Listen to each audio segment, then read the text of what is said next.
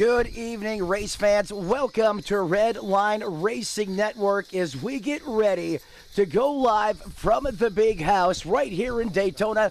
Nosscar in prime time. Let's get ready to fire things up as a fully star-studded field gets ready to go live. Green flag in the air, and Jerry Turner puts the pedal through the floorboard as those glorious V8s come roaring to life for the first time here in a brand new season.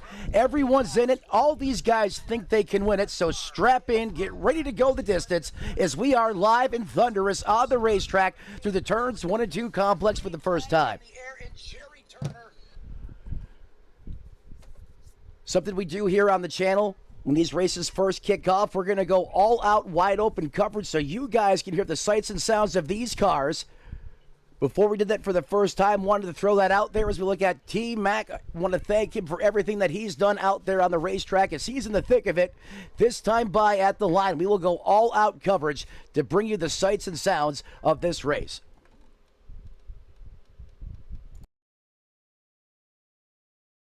Yo, whoever's got the impossible car, you know ball. On over them.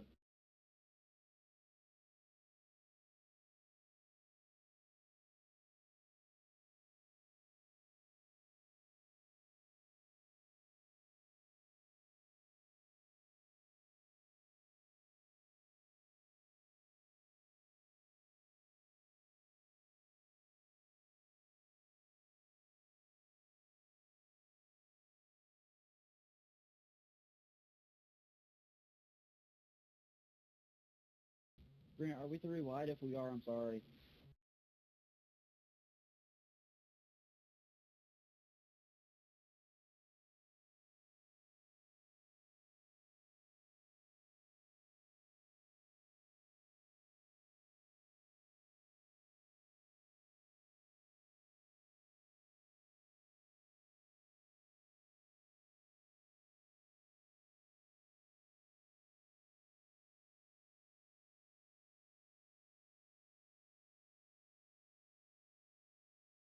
Good patience so far. Leader's not going anywhere.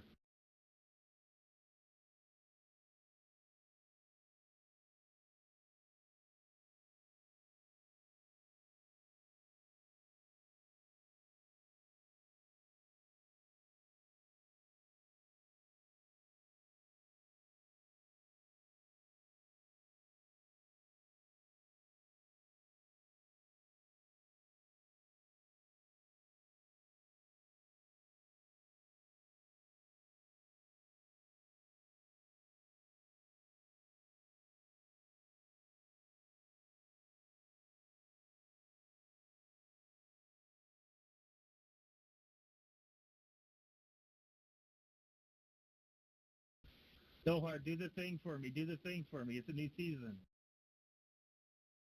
Hey man, you gotta leave me the fuck alone, man. What the fuck?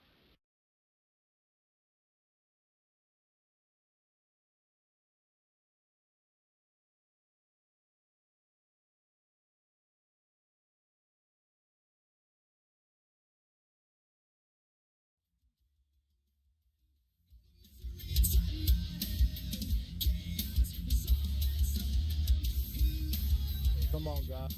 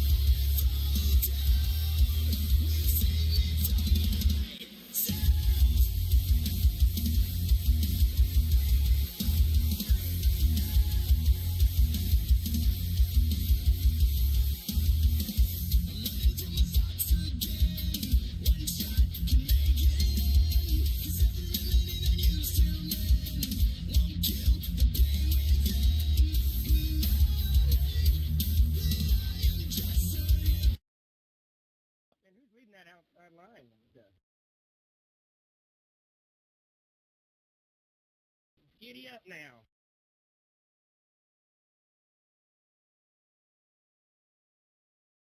Jack, you want to go high and just fall in line? Yeah, I'll do that.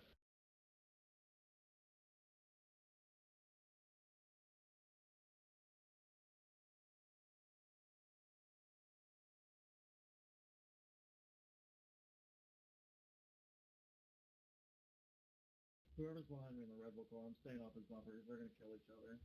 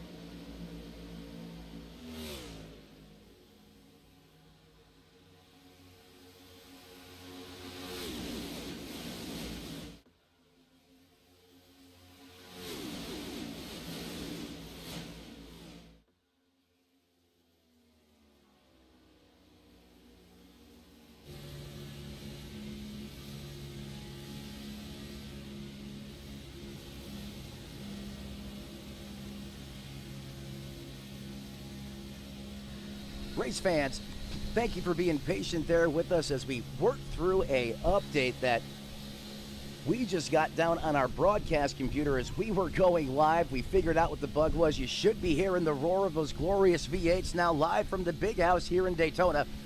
On board now with Tyler Dohar out of the beautiful state of Ohio. Take a look at the speed out there on the racetrack. 190 miles an hour right now as he lays the bumper to that Chevrolet in front of him. And if you want to win at Daytona, if you want to succeed, if you want to be fast, especially in this new reconfigured next gen, you have to have a battle buddy. You have to have a partner in crime out there. These drivers doing a great job here of the early going of keeping this thing lean, mean, and green as we already currently working lap 13 of the scheduled 100 here on Redline Racing Network. Got a car coming off the racetrack already hitting pit lane. That's got to be an unscheduled pit stop. Take a look and see who that is coming down. Clearly off the pace. I didn't get any notifications in the black box, but nonetheless, it's going to be a tough go here for that Ford out there as he's already out on pit road. He's got it locked down in his pits. Not seeing any service being done on that car, so maybe that's a start and park. We'll keep you posted on that development. But as of right now, it's all the movie out of the 90s that made all kinds of, hey, the Toy Story ZL1 Chevrolet Camaro piloted by Samuel Morris out front. And already another car coming down pit road. That's got to be maybe, oh, he blew pit lane. That may throw a caution. What in the world is going on here?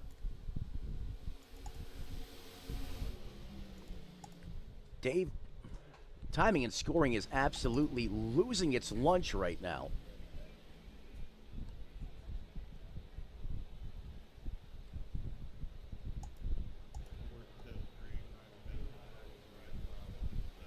It's like something out of a Wi-Fi or a sci-fi movie here on my end. I've never quite seen the controls freak out like this. Got it locked back on the right camera now. Welcome back to Daytona, folks. Not sure what that was.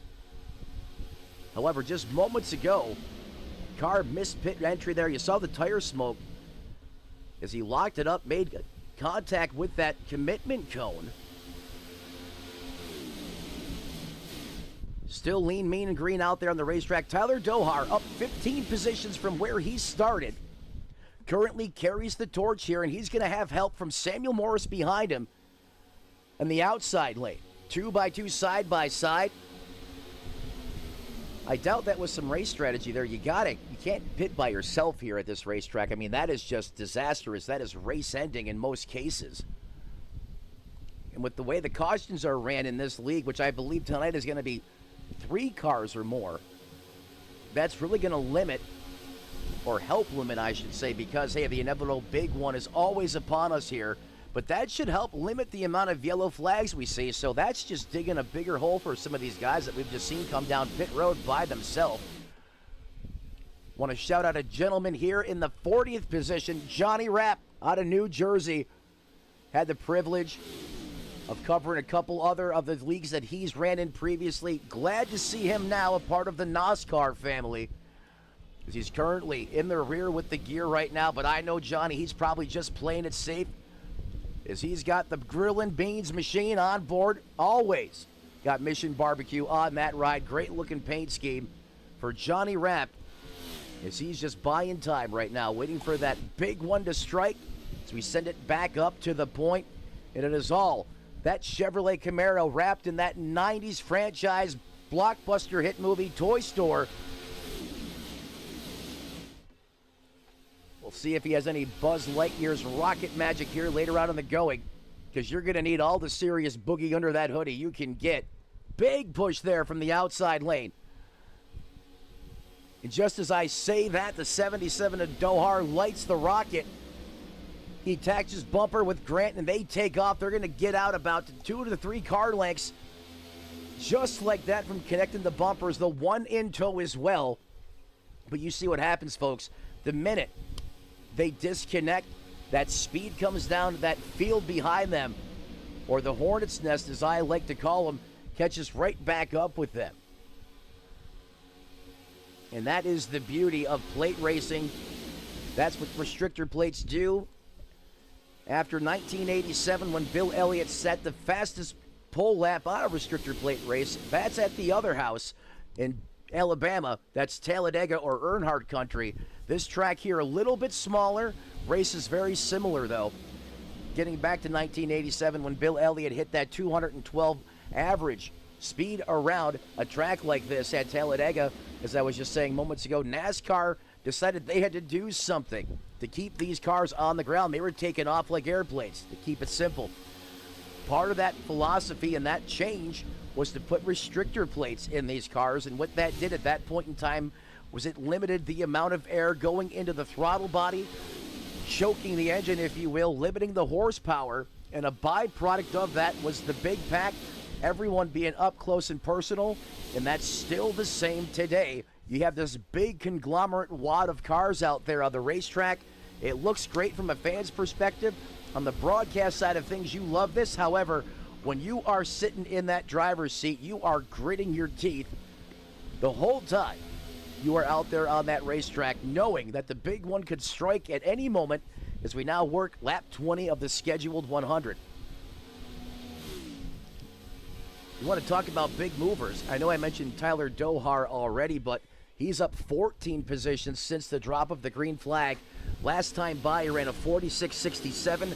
Those are the typical speeds we're going to be seeing here in this next-gen car with the amount of fuel these drivers have. And again, this is a fixed setup, so very little what these drivers can touch on this race car. And that's actually really quick time around here in that low to mid 46s. Look at the three-way tandem push up front. We're getting some muscle flexing right now. 3 of these guys up front, they are showing that they may be the boss here to beat in the early going. And you can see that surge of energy they get. Let's go on board here with Tyler Dohar. Let's jump on board. Send it down trackside for the... Oh, just as we do that, caution reigns supreme here at Daytona. Broadcaster's curse right on cue, and I believe we have an incident involving Jason Metcalf, the longtime veteran of this series. Let's go ahead and roll it. Keep your eye on the 29 ride as we play this back at quarter speed. 3 wide, that could be the culprit of where something would pop off here. Again, Daytona not as wide. Oh, you're going to have a little bit of contact. The Toyota comes up. That is not where it starts. Something had to give here. Oh, here we go. There's the contact there, and he's going to get flow ridered head on. Oh, big time 3-way calamity here. Thomas Michael Geyer is going to get spun face first and have a meeting of the minds with that Ford. Thomas is going to get sent straight, though, to 29 of Metcalf. Wait till you see this at speed. He's going to be picking the teeth up out of his cockpit of his race car for the next month. So we're going to go ahead and wind this back. We'll go old school VHS mode here. Let's jump on board with Metcalf. Watch this unfold at speed, folks. Sometimes you don't even have a chance to react. He sees the 3 wide in front of him. It is not okay to 3-way at Daytona. And here's why. Just watch this.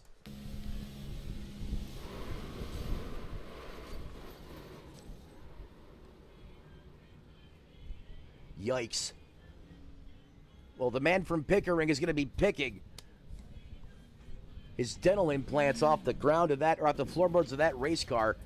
And again, he did a great job of not ARCA braking. He reacted. Unfortunately, the drivers behind him didn't have quite the reaction time of Metcalf. Let's go ahead and watch this back one more time. Just 3 wide racing gone wrong here. Let's go ahead and stop it right here. Let's send it up to the eye in the sky here. See what the chopper cam picked up. This is going to give you a good idea of what happened. Again, we're going to play this back at quarter speed. You'll see the 3 wide.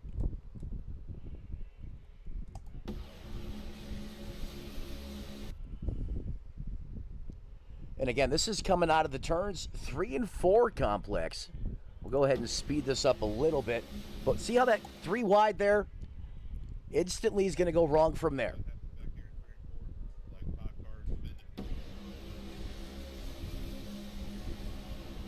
And Metcalf right now, he's doing everything he can. He's just riding in the back trying to buy time. And even that's a perfect example of why hiding out in the rear with the gear is not safe, as we now cycle back to the live side of things.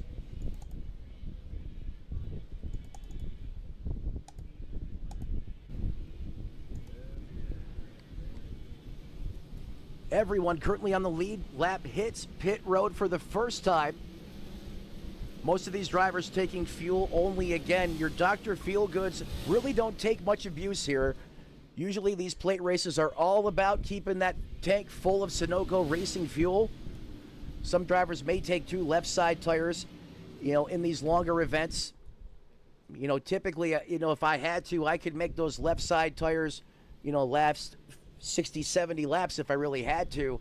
But I wouldn't recommend doing that without some experience if anyone is listening at home. That can kind of help tighten the car up, especially if you have a greasy racetrack and after about 30, 40 laps, it starts to get loose. You can throw left side tires on it and it'll help tighten that car up. That's something that I'll do frequently in open set configuration. But right now, under caution here for the first time this evening, the season opener for the Nosscar Cup Series is finally here, and we are live from the big house at Daytona.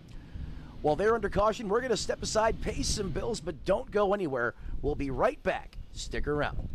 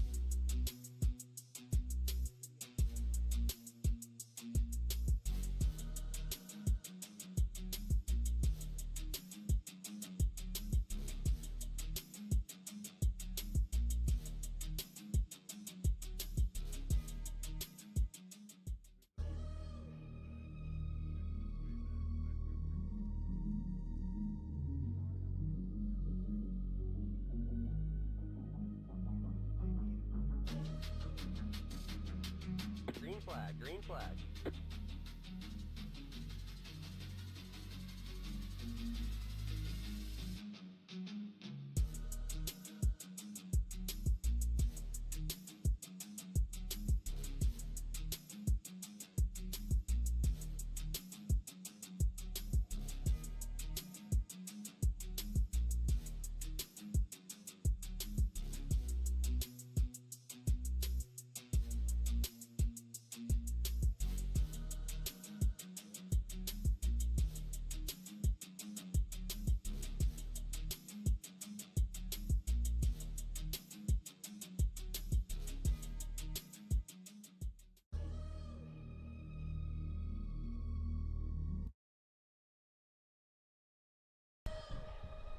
Race fans, welcome back to Daytona, USA here at the Big House. The nighttime is the right time for Nosscar in prime time. And Grant, Mr. Wheel of Fortune, out front now. For the first time this evening, he's got the blue oval large and in charge here, and he's getting a big-time push there from Tyler Dohar. I know I've talked about this earlier today, but if you folks are new to NASCAR, new to sim racing, it works pretty much the same here it does in real life and vice versa. So you have pros and cons. The pro is when you basically tandem weld the front of that race car to the guy in front of you, that's going to reduce the drag coefficient. For all intents and purposes, it's going to reduce the amount of force it's going to take to push those cars through the air, which in turn increases the speed out there on the racetrack. You can also see that in the telemetry, the bottom right-hand corner of your screen. The con to that is, and there's a couple of them, the biggest one is going to mean that that car is not going to get any fresh air into the front of it. What does that fresh air do? Well, it does two things. It helps cool the engine coolant, or your water temp, and your oil temperature. So when you cut the airflow off, that's going to instantly start to skyrocket those temperatures. If you aren't careful, you can easily pop your motor, blow it sky high, and if you do that, your race is over. Also, we're seeing now in iRacing, especially with recent updates, that temperature is subject to change throughout the course of the run. So that's something these drivers need to keep in mind, is it's all Ford here at the front, and in fact, you have the Ford of Grant Salerno, then you have the Chevrolets of Tyler Dohar, and front row Joe there up 11 spots. We go through the top 5. Shane Haar up 20 positions. I see you in that 21 TRD powered machine. Then you have the 57 of Justin Lish. Started up near the front. That's where he runs. Kyle Kendall holding on very well inside the top 5. 2x2 side by side here. You can see the Red Bull colors on that 87 Josh Taylor machine. Throwing some shade at, obviously, SVG Shane Van Gisbergen. And how about the silent assassin? Tyler McMurder, the HMFIC head cook, chief, and bottle washer of all things Nosscar. He has crept his way into the top 10 in the 46.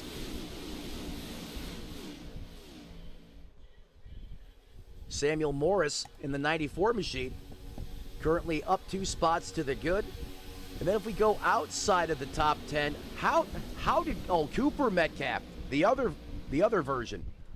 I was going to say, how did Metcalf recover back to 11th already? But I believe that is either his younger brother or has some relation to longtime series regular Jason Metcalf, because he's running there with Tyler McMurder having a great run thus far, keeping that car clean, and that's what it's all about. Blake Spears sitting there in that 12th place position. Garrett Jenkins going to round out your top 15. He's kind of sliding backwards in the wrong direction here. But again, a lot of these drivers, it's all about game plans. Some like riding out in the back, and you've seen why earlier. Sometimes that's a bad idea. Others, they want to charge hard to the front. They want to stay in front of it. It just depends ultimately, is Lady Luck on your side at this race or isn't she? A lot of times that's what it comes down to. That's, one of the altering decisions on the outcome of these races. Do you have to have talent? Yes, absolutely. But you also have to have a little bit of luck go your way to ultimately wind up here in victory lane.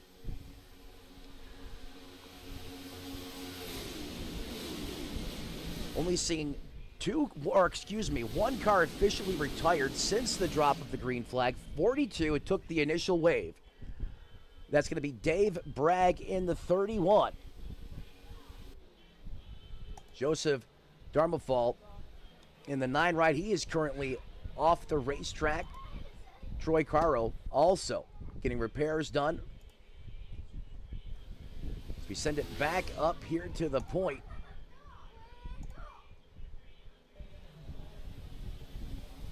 Hey guys, can you get him off the keyboard, please? Yeah, that doesn't... thank you. Sorry about that, folks.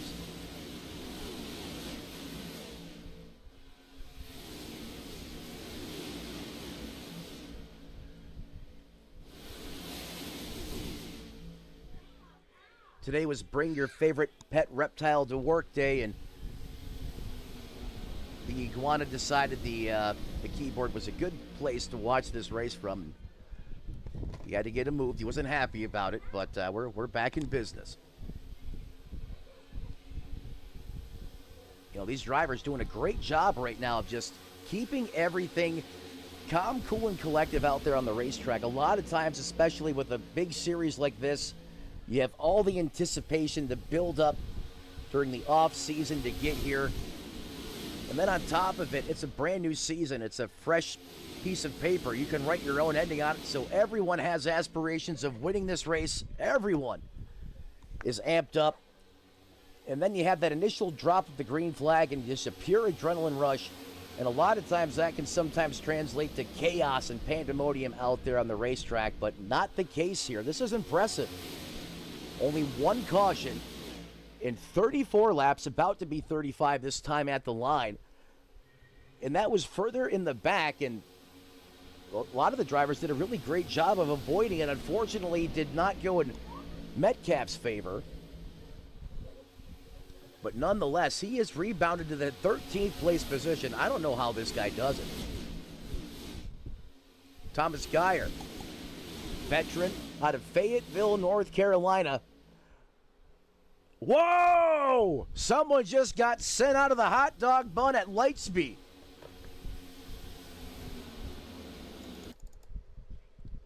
Let's wind that back, boys.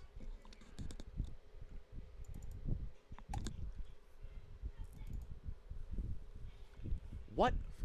From the high side. Oh, that was a bad push gone wrong. So up at the top shelf of the racetrack. And again, folks at home, forgive me. I'm just starting to learn some of these drivers in this league and their new paint schemes. But up there along the top of the fishbowl and the nosebleeds, it looks like the 60. That Toyota obviously pushing that Chevrolet. I cannot see what the number is on it from here. But as we roll this back, watch this car coming off the corner as it comes off the banking and unloads onto the straight. Watch this. That front end is going to be like not today. The back tires are going to find where the Waffle House dumped the bacon grease, and that 72 is going to get shot out of a cannon. Aaron Stanton. You want to talk about, look at the power slide. He goes full-blown drift mode, and he's going to have a hard impact there. I don't know what you can do any different. Let's roll that back here. We're going to just use the reblind button here. Go full-blown VHS mode once again. No, we got a lock on our driver. Let's go on board here. As Stanton's dry cleaner is going to be getting some overtime money this week for that one. I mean, at the minimum, that is code brown. Severe code brown, if you ask me. So we got him locked on Stanton. Let's jump. First look at this. Let's go to the gyro cam off of the business end of that race car. As you can see, no contact there. Roll it back at speed. Oh, a little bit of a bump draft there, and then he is along for the ride, and moderate contact there with the wall. And that's about as best of a job you can do in that situation, folks, seriously.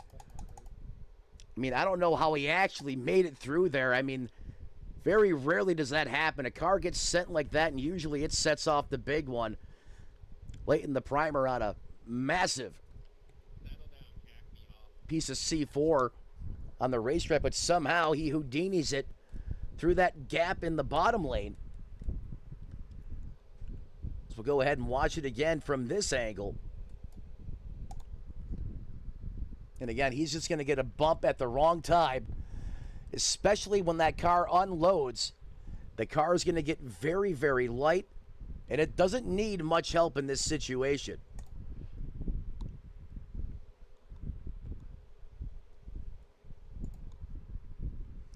There's the ever so slight contact from the 60, and he's going to come down like a long dart.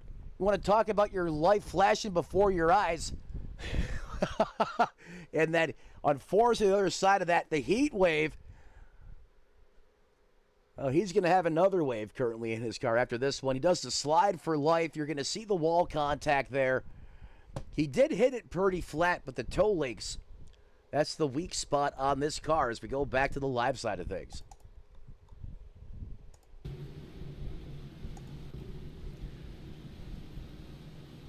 And the main reason why I wasn't in a hurry, currently under caution here for another incident.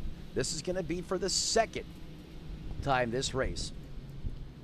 So we were breaking down another incident on the racetrack that did not result in a yellow. This one does. Multiple cars are going to come down pit road. It becomes the hottest place in the joint. Drivers like Joshua Barr, Travis Wood there in the 11th. You see the jack going up. It's an all-out free-for-all here in the pits at Daytona. Call's going to be 2 Kansas Sunoco Racing Fuel, 4 Dr. Feelgoods, and we are down and away. It is all a bunch of Bikini Bottom at the front of this piece. As SpongeBob clearly looks like he's having a great time on the front of that Camry.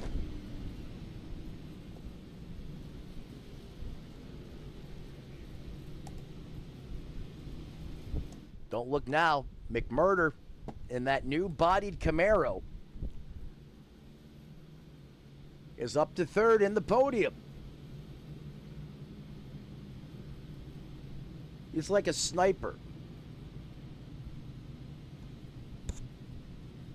He'll lurk from the outside, not really in the thick of it. And he'll just do his dirty work. He'll just keep coming forward, working his craft. Till the next thing you know, you got the Intimidator 2.0 on your back door, your race car with 3 laps to go. It's been running really good. This offseason has a couple wins under his belt. A lot of top 5s, top 10s. No surprise to see him here in that 3rd place position. A couple other big movers this race. Shane Haar up 17 positions. Thomas Geyer, I see you, buddy. After he got caught up in that first incident, has rebounded to 12th, just outside of the top 10. The same story for RJ. He is also up 10 positions to the good. Cooper Metcalf currently inside. Actually got the Cooper boys back to back. Got the 92 and the 29 sitting there in that 12th and 13th place position. Biggest mover of the race thus far as of right now is going to be Osborne in the 44 machine. He is up 20 positions since the drop of the green flag. As we get this field re-racked, restacked, ready to rock and roll, let's see what the culprit was of that last yellow flag. Also want to thank everyone for joining us here for all the high-flying, high-octane racing action here on Redline Racing Network. I believe the incident involved Patrick Rushton. And again, this happening just moments ago out there on the racetrack.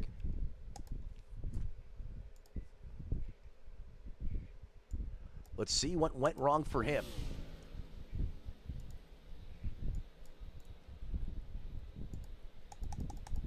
Let's try that again.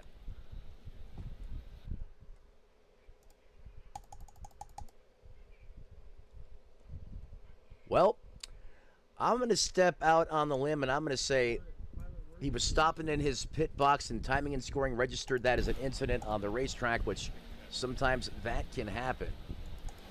So we'll have our replay team go ahead and run that back down here. We got that one queued up for you. We'll come back to it.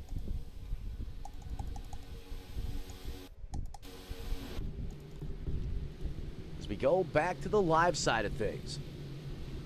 That field re-racked, restacked, ready to rock and roll. Green flag, green flag. That's interesting.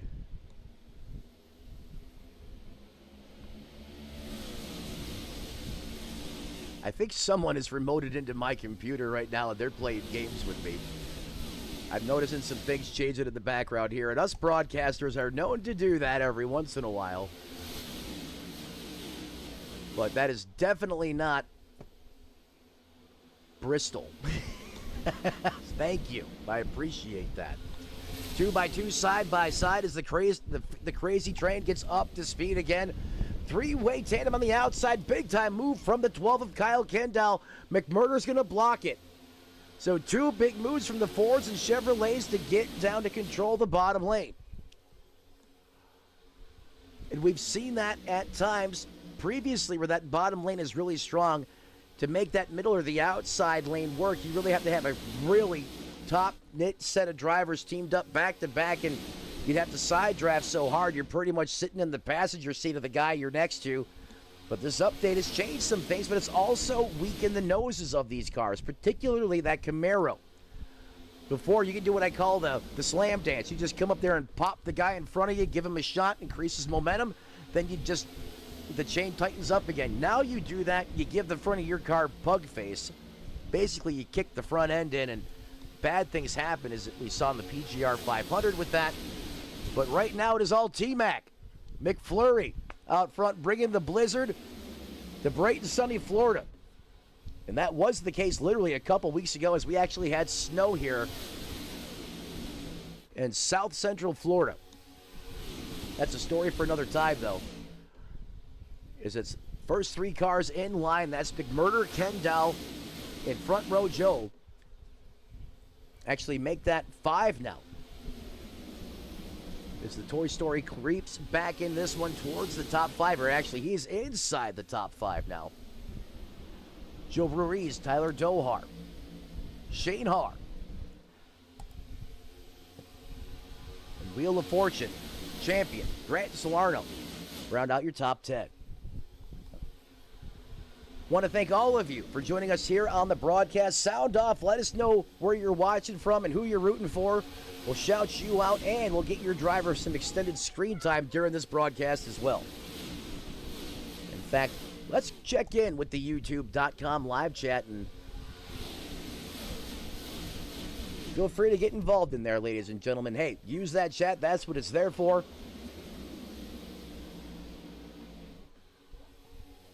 And again, these drivers doing a great job of just managing this race.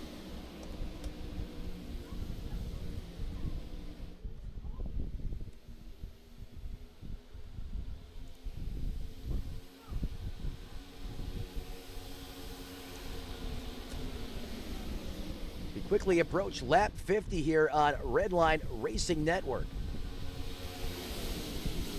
5 laps until we hit that mark. Let's go ahead and turn it up. Go all out, grab the dial at home, turn it up to the stratosphere, and let's do this on Redline Racing Network. Here we go.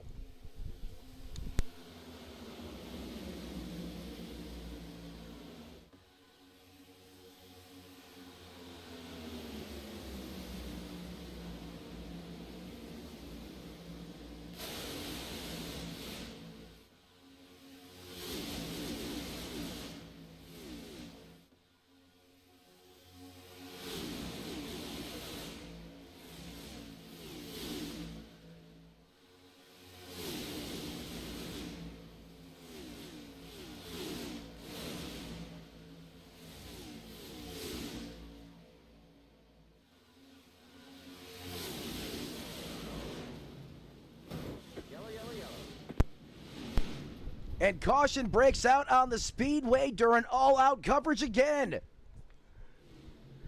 That seems to be the curse as the first caution. On the heels of that, as we have multiple cars facing the wrong way, is that's going to slow things back down to a snail's pace here again. That looked to kick off about mid-pack.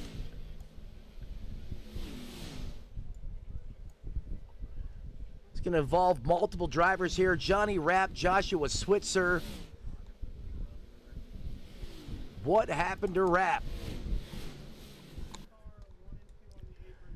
The man out of New Jersey in the 58 machine. Let's go ahead and roll it and see what went wrong here, folks.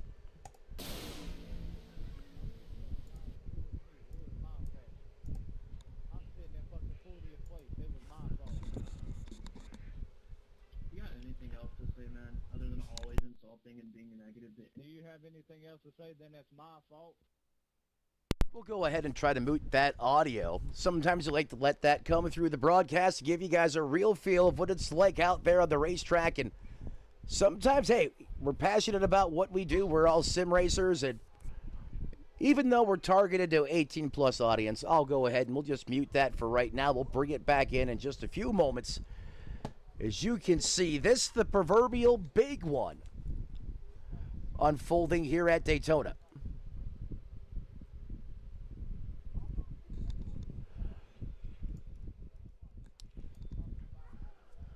And if that is still bleeding through, I do apologize, but Johnny telling him just to breathe, chill out. And there you hear Tyler McMurder. Let's go ahead and take a look at this from another angle here. There's a lot of cars involved here. I'm going to back this up to really see how this really got started. And let's go on board here with, let's jump to the cockpit, actually. So you're going to be on board with Joshua in the 22. He's on the high side of the racetrack, and as you can see, we're already up close and personal here.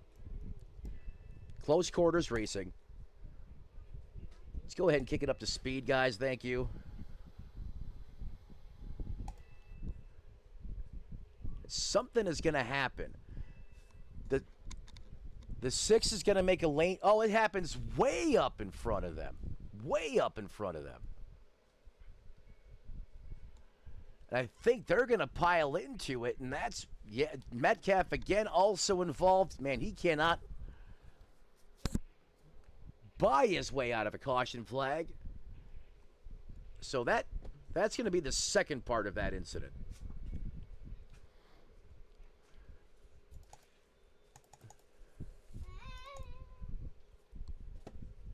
Why it keeps wanting to indicate Johnny is the culprit for this, I'm not sure, but STK seems to feel that way. But this is going to pop off further in front of these guys up the line, up further towards around mid-pack, somewhere probably around that 20th place position, around Jerry Turner maybe.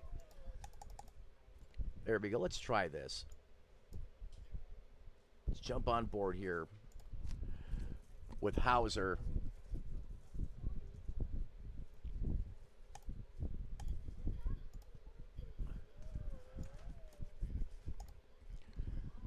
Going to go ahead and run this back now.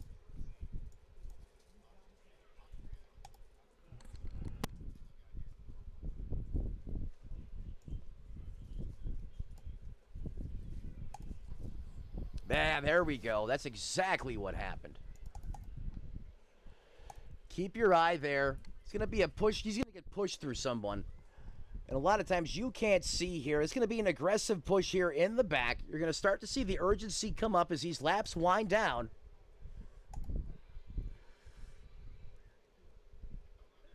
That's going to be the 73 of Patrick Rushton also getting involved again. Or is that the 72? Again, a lot of these guys are new to me, ladies and gentlemen. I apologize for that. And the process of this switching will definitely increase over the course of the season as I get familiar with all these new faces and drivers that make up the great Nosscar Cup Series.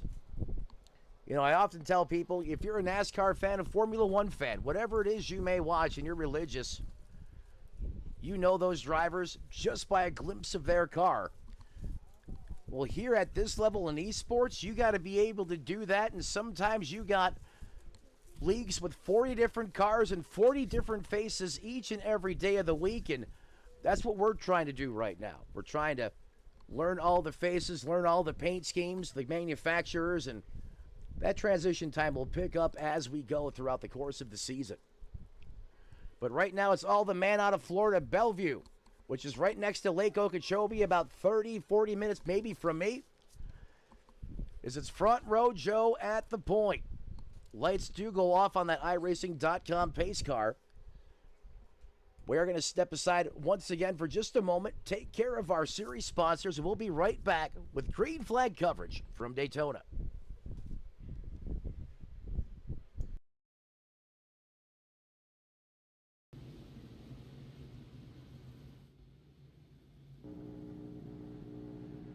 Pretty excited to go back and watch this one, I'll be honest.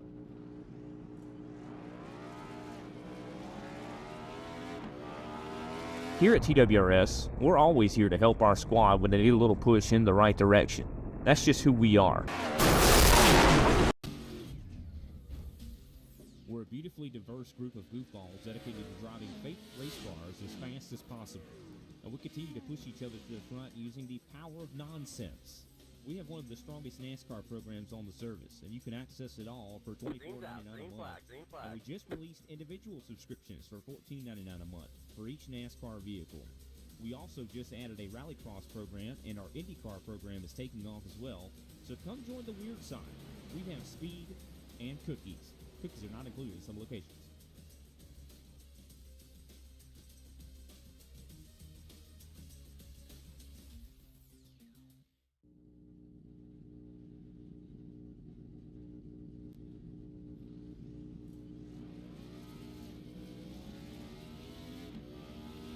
Here at TWRS, we're always here to help our squad when they need a little push in the right direction. That's just who we are.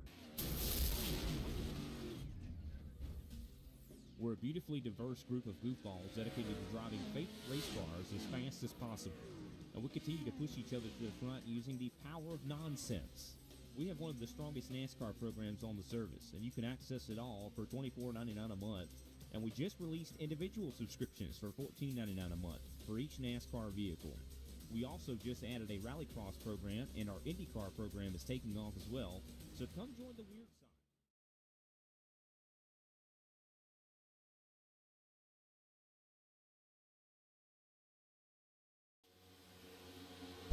Race fans, we break hard out of commercial break to bring you back to the lean, mean, and green flag action here at Daytona. Matt up at the Tony Trapassa Memorial broadcast booth as we are officially now past halfway, and this is when you're going to start to see these guys in this field start to morph and change. The first 50 laps of this race, we only had 2 cautions for incident, and these guys did a great job of just going out there and trimming the fat off the board. Just taking laps off the scoreboard. Now, since we're north of the halfway point, now this thing is going to change a little bit. The give and take that you saw earlier, those gaps, that spacing in between these cars, that's going to disappear. We're going to start to see less give and more take. These 2 guys at the front, though, I'm telling you, this 98 of this Ford and this Busch-sponsored Chevrolet of that one machine piloted by Front Row Joe, a couple of these guys, they have shown they have tremendous ability to distance themselves from the pack when they need to flex a little bit of muscle.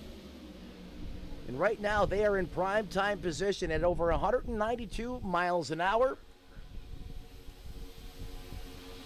Is that field thunders down through the super stretch, coming through the turns 1 and 2, and now they're going to come thundering down the backstretch. Pardon me there.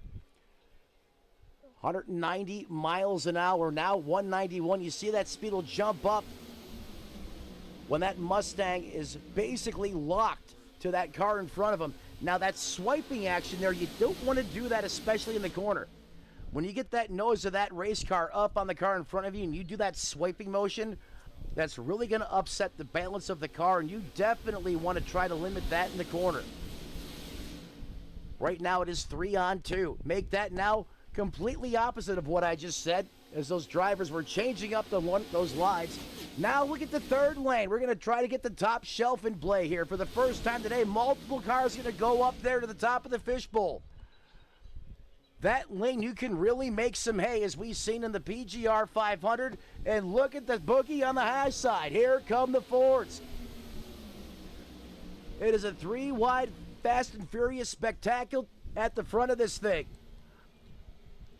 Grant up there on the top shelf. You see the pug face on the nose of that Camaro, and that's going to slowly wean back down to 2 lines here. Maybe a little too early for 3 lanes of action here at Daytona. Sorry.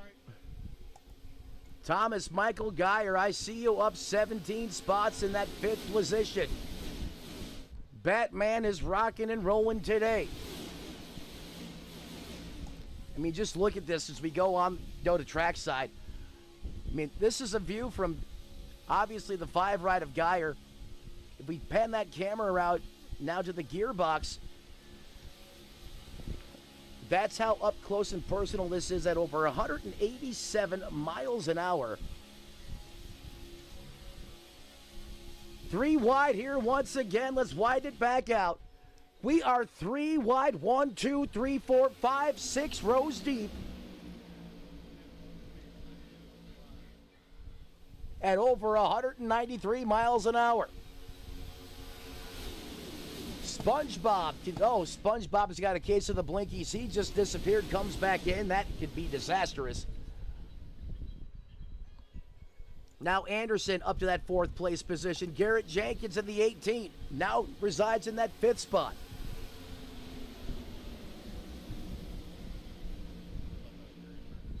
Dohar starting to make his way back up front. I was wondering when he would start to make that move. The man out of Ohio in the 77. He's got help from a familiar face in Morgan Lilly.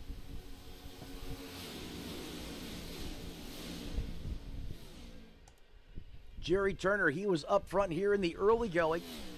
Slid back currently 14 spots. He's going to reside in that 15th place position right now. Joshua Barr as well, the 42, back here in that 16th place position. McMurder also in this group of cars, as well as he's on the bottom lane. McMurder trying to keep it safe right now. 19 coming off of pit road there. Unfortunately, that is not for position. That's going to be David J. Cannon in that 19 machine. Currently being scored in that 34th place position.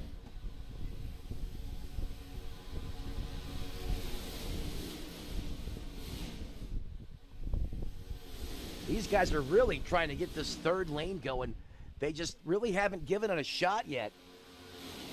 Every time they get a couple cars materialized up there, they bail, and I get why, but if you want to try to make that lane work, you're going to have to put some effort into it. We're back to 3 wide again.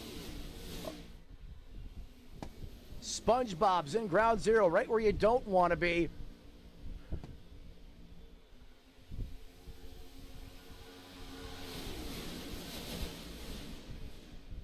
Little case of self-inflicted concrete poisoning there as the Ford gets up into the fence. Oh, no! We went Three Stooges, plays pinball, and McMurder's going to make his maker. Oh, my God. Tyler McMurder just went on the ride of his century. As we have car carnage rating parts in the grandstands as the big one just unloaded here at Daytona. Caution number 4 had the nuclear option, and it just utilized it.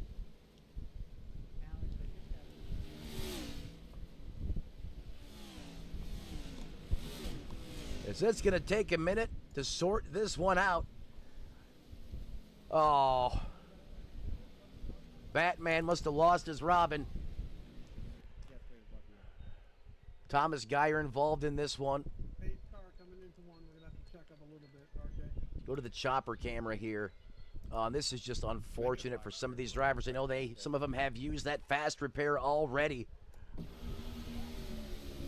It's going to pop off here. Watch McMurder. That's going to be literally dead center of your screen. Keep your eye on that 46 car. Very similar vibe already to what happened earlier when we were 3 wide. He's going to try to go play pinball here. Not that he wanted to, but that's really the end result. Watch this. He's going to go up there and high five. That card was outside. Then he's going to redirect down the racetrack. Oh, wow. He did it 2 rounds. Getting up close and personal one time wasn't enough. He had to come back up there and make sure he finished the job.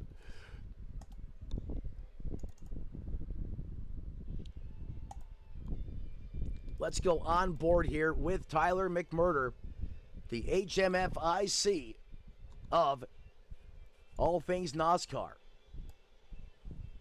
Cooper, I'll clear you the lap. And again, we're going to watch this the first time at speed, ladies and gentlemen, so you can see just how fast this happens in real time at home.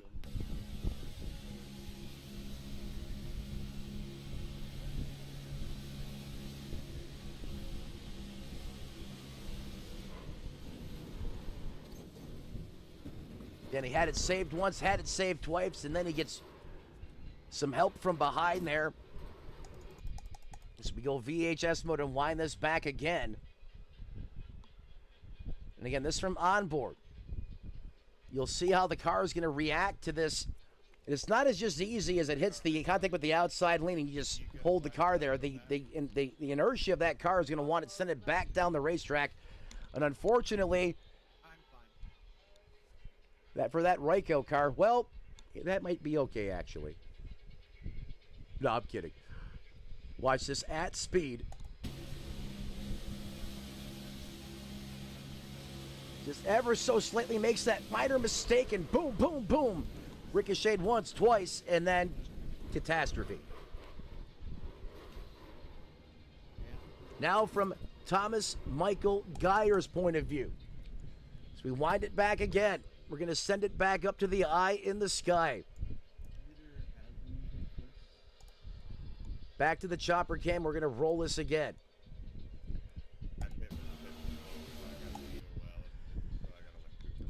Watch the movement.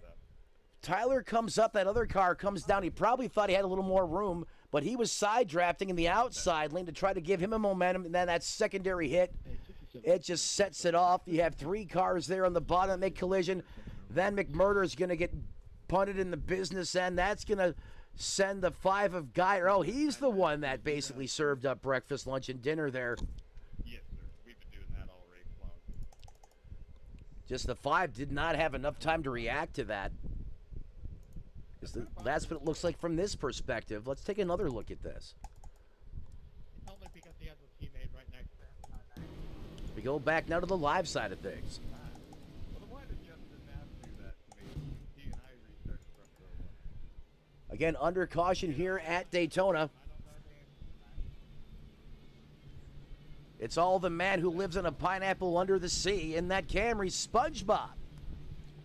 And if that look on the face of his car doesn't say anything, just saying, it's starting to get a little problematic, a little stressful, and a bit wild out there on the racetrack. Right now, it's like being in the middle of a Category 5 hurricane. It's calm, but not for long.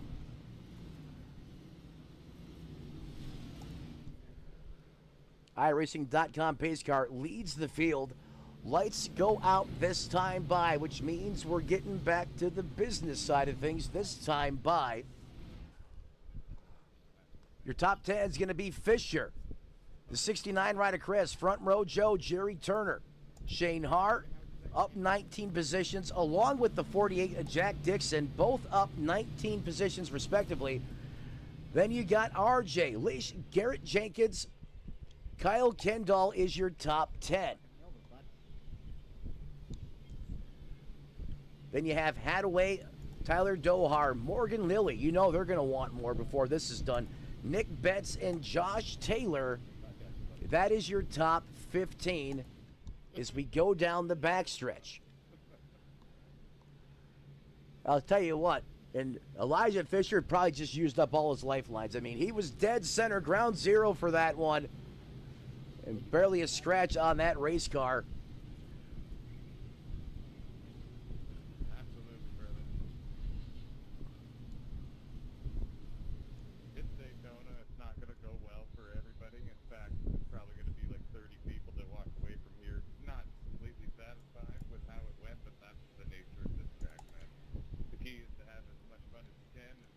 calm before the storm here.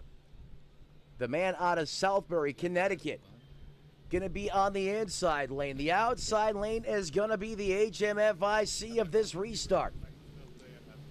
As we await that pace car to get out of the way. There he goes. Here we go. Grandma's got plenty of kernel-free popcorn. She's strapped in, ready to rock and roll as the green flag is out, and he's going to punch it through the floorboards, up through the sequential shift pattern, and already a lane change right off the restart. Fisher trying to bring the goody buns to the bottom, and he does.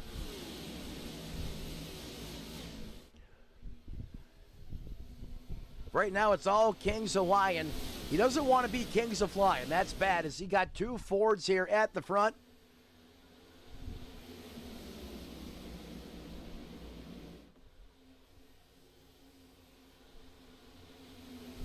First, you got the two Fords. You got the 6 and the 69. Then you have the two Chevrolets, and then caution again. Cautions breed cautions, in the words of Darrell Waltrip. And oh Jesus, this. Oh yeah, Hauser.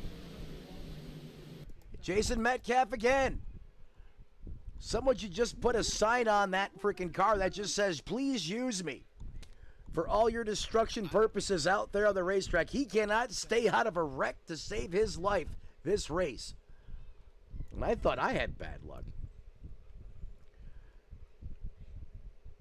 I mean, Metcalf cannot win for losing right now. Again, the car that we've seen a couple times under caution or for incident on the racetrack. And most of these he has not caused. He has not really been the culprit of any one of these. He's just been an innocent bystander. Can already see what's happened here. He's laying the smoke to the 13. They are pushing hard right here. So Metcalf's vision is very limited right now. He can barely see. In fact, he really can't see in front of him. Let's jump on board into the cockpit of his race car and let's take a look at this at speed.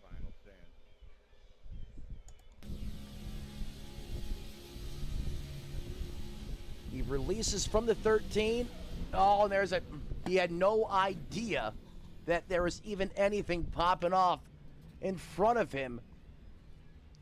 The guy in front of him reacted to it almost, I don't want to say too soon, because, you know, a lot of times, you know, these leagues, they preach about reacting to cautions and jumping on the brakes to prevent ARCA braking. But that may actually be an instance there where he almost reacted, not Metcalf per se, but the guy who was pushing may have reacted just a split second too soon, maybe, if that makes sense. And again, I say that with a grain of salt, because that's not what they teach, that's not what they preach here.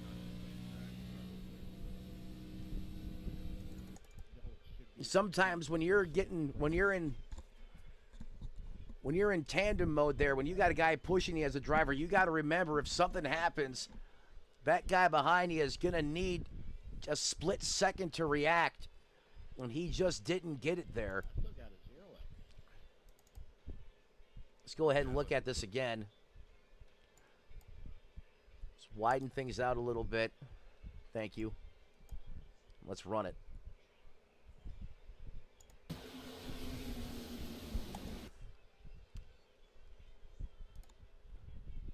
Again, this is going to pop off way in front of him, but Metcalf has no idea because he was pushing. And you can see the lift there, which is going to result in contact to the 13, and that's going to send him up the racetrack. And the 81 spinning, is that the 87? That's a result of the initial incident. Metcalf was a part of the secondary incident because of it, but you can see the main body of that cluster of cars that are just mangled to smithereens out there on the racetrack, sliding down there.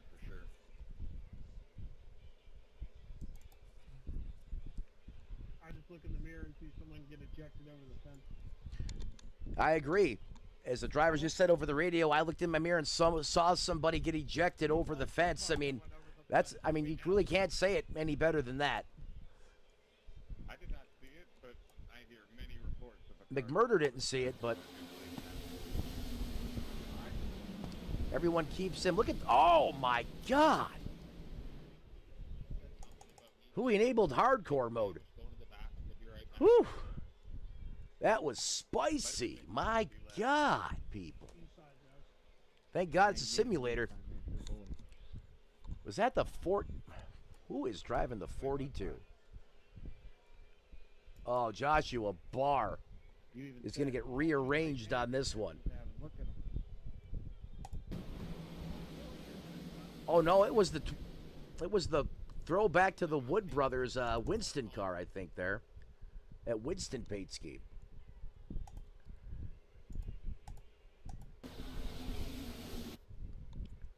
He's in the outside lane just ahead of the 22. He's going to get a bump. Oh, he had an assisted suicide. The 22 just shot him into the meat shredder on that one. Let's go on board to the 22. And, of course, that wasn't necessarily on purpose. But Joshua just basically signed off the virtual death warrant on this one. Whew. This is going to be wild, folks. Prepare yourself. Here we go. Oh, you can see the back of the car did a full-blown keg stand in the frame. I mean, that is not a good look. I mean, you can already see the tire on that car. The rim is in the process of exploding as we speak. Let's go to the right side, guys. Right side camera.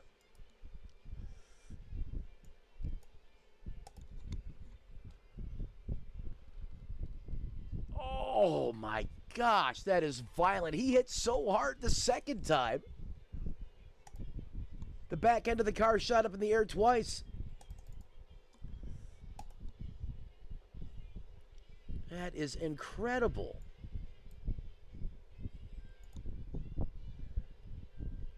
And again, still under caution here at Daytona as we break down a horrific incident. I mean, he gets turned straight face. Oh, then the 22 helps him. Oh, my God. That's the up over the fence that these drivers were talking about on the radio. And let's watch this once more at full speed, and then we'll go back to live coverage here as this is a big-time race-defining moment here. Is the 22 kind of gave him a push in a spot that driver didn't want to be. For the final time here. Oh, God, that's a hard impact. And then, of course, we already know what happened from there as we kind of broke it down from further back up to the front. So we now go back to the live side of things here at Daytona.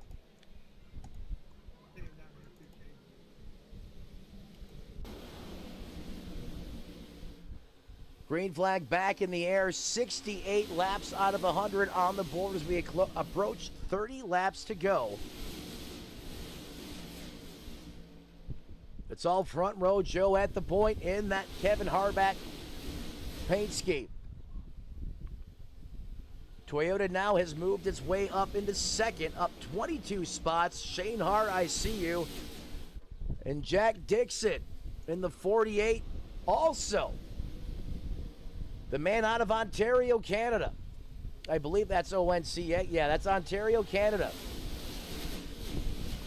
Also now has appeared at the front. What was I saying? Top of the broadcast, folks. Comers and goers. People are going to hide out in the back, and then when it's go time, they're going to make their way towards the front.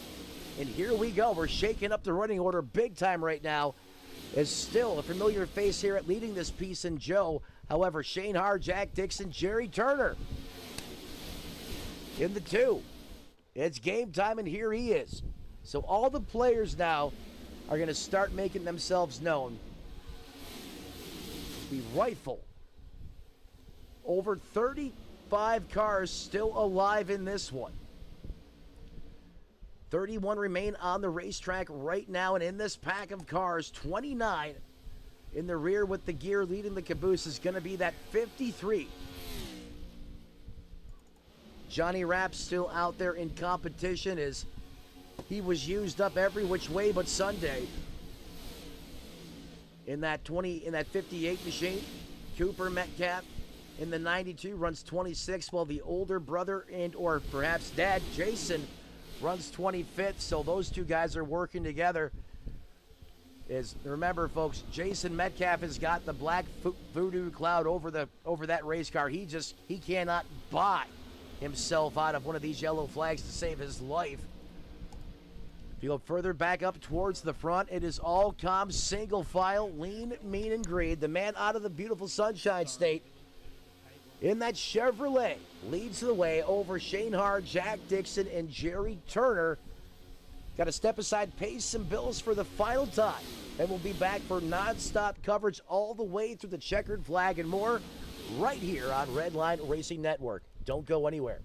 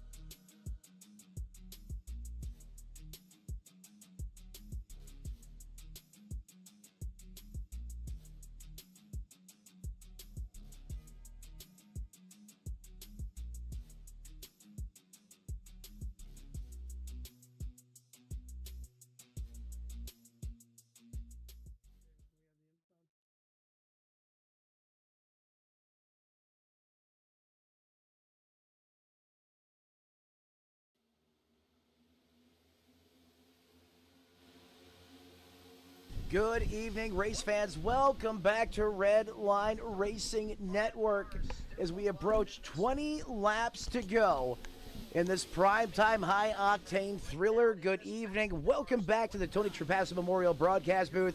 Matt at the helm, flying solo on this one. Want to thank all of you for tuning in, all the friends, family, partners. I got to get rid of this broadcaster's curse. I mean, I'd like to be able to talk a little bit. As caution out on the racetrack again, as we just broke for the final time, got all of our commitments and all of our partners their required place, so you won't see another commercial bar a catastrophe until this thing is over. It is still Front Row Joe at the point. I believe Nick Bentz has been involved in this one as we just cut back into coverage. Literally just hit the button. Yeah, that might be a problem there. Ford there cutting the grass. That's wasn't on his game plan, I promise you that. Let's go back to TV1 here, and we're going to have to back this up just a little bit.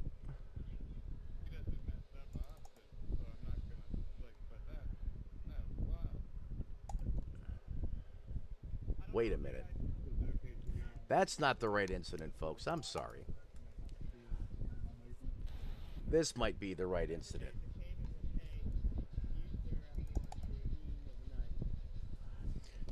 Guys on the radio talking about winning the meme of the night. And hey, you got to have that. That's all part of good sportsmanship and competitive nature. That's good stuff there.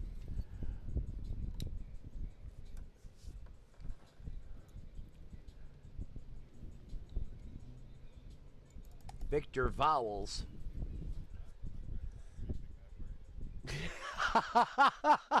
T-Mac. Oh, T-Mac's got jokes tonight. Let me see if I can get him on the radio under caution. Gonna kind of see if I can barge in here.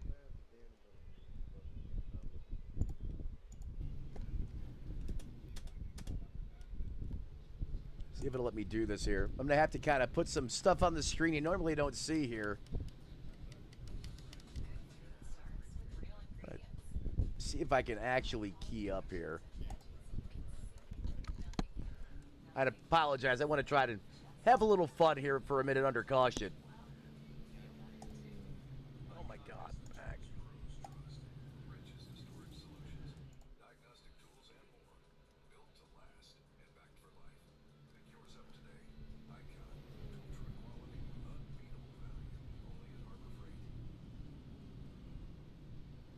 Why isn't it working?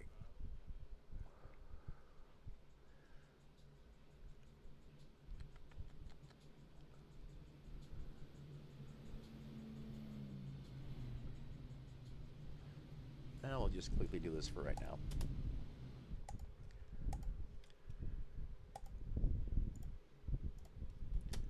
Tyler McMurder, Matt up in the booth, you got a copy.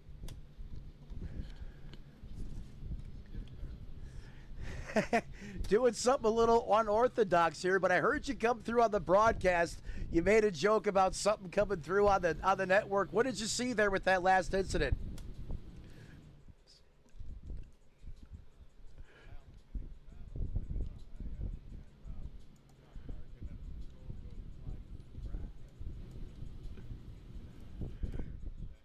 Yeah, last second I noticed that it was coming right back up the track and right for me.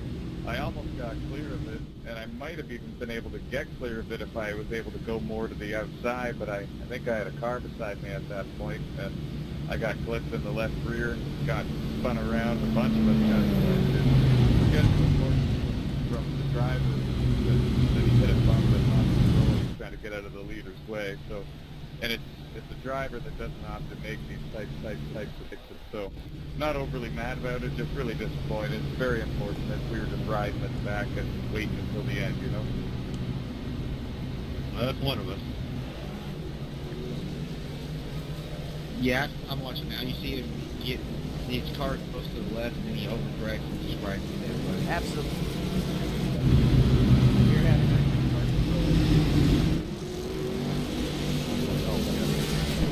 he went way over.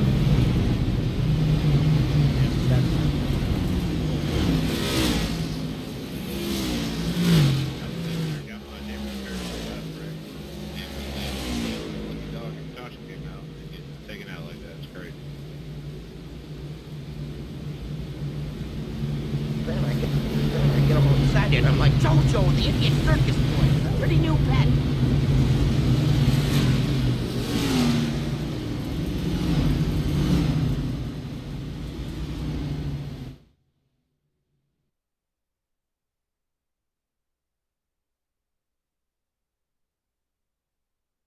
TWRS, we're always here to help our squad when they need a little push in the right direction.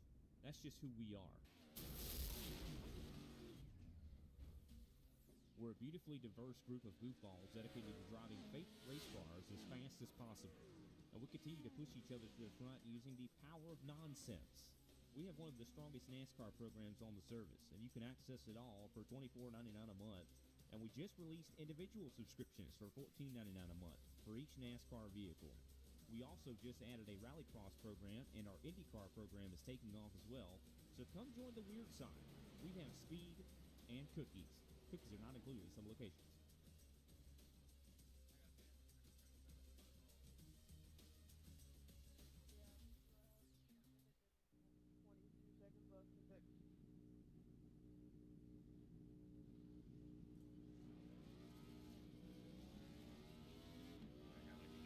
Here at TWRS, we're always here to help our squad when they need a little push in the right direction.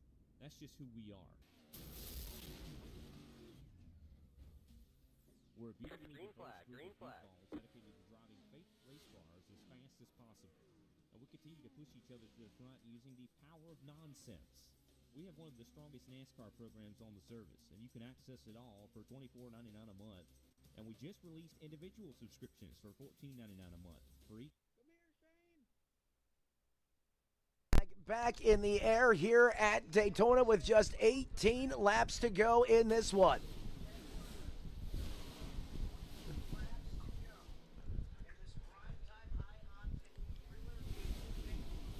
Matt Metler up in the Tony Trapasso Memorial broadcast booth as we try to get down to just 15 laps to go here.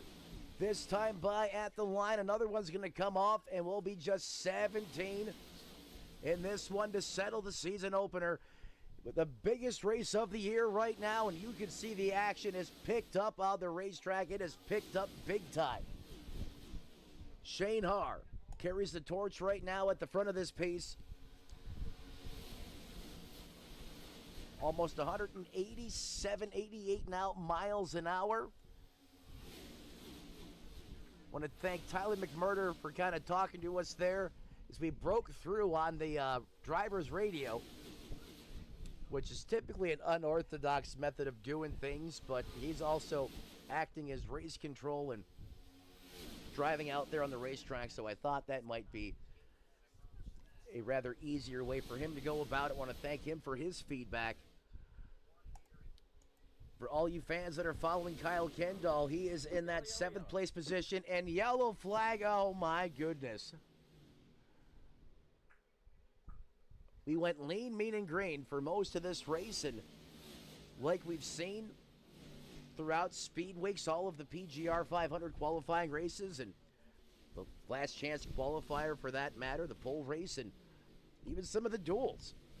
And near the end of the 500 itself, the end of these races are just caution-filled. It just seems like the minute you throw a yellow late in this race, that's what you're going to have until the very end, because the intensity's maxed out and that give and take is gone.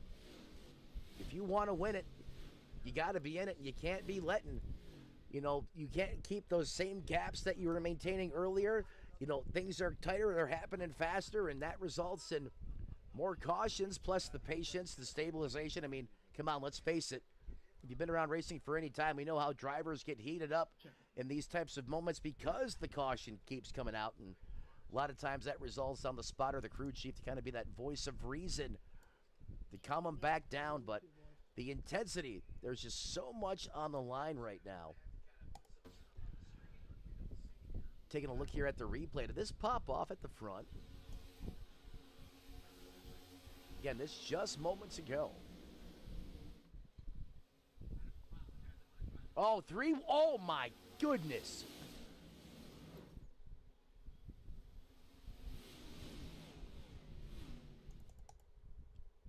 Another prime-time impact on this one.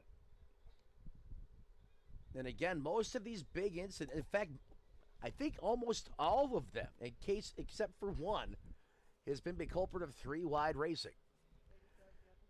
The 22, we've spoke about him a little bit ago. Let's go back to Joshua on this one. He's going to have some pretty good seats. Let's jump on board with him from the cockpit view. We'll run it back at quarter speed. 41, where are you? That Red Bull car was not contact there, and you could tell there was something wrong because that car in front of him shouldn't be rocking like it's a school bus. Sometimes there's little telltale signs as you get the experience in these plate races, and when you see a car doing that, that's usually a sign that something bad's about to pop off in front of you. What do I mean by that? Just look at the text on the back of the spoiler where it says gives you wings. You just watch this. Little warning light, little indication here that something bad's about to happen. That's from the contact. You see him start doing the death wobble. And it all breaks down from there. It's everyone. Wow. Evil Knievel, eat your heart out. He got more air than a skateboarder at the X Games as that Camaro goes up on two wheels. Incredible. Who was that?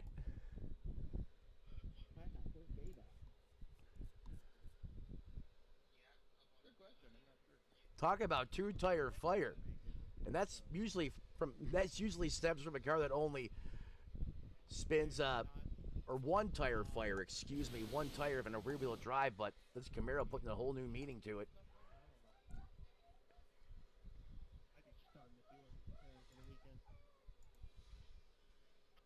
Go back a little bit further here. There we go. This is from the 69 ride. Dohar's in the 77.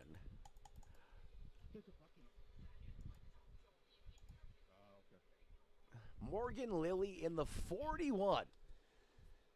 He was the receiver of a one-way exit out of the sim world on that incident as he goes for a wild ride. Look at him up on two wheels, up on top of the Red Bull ride.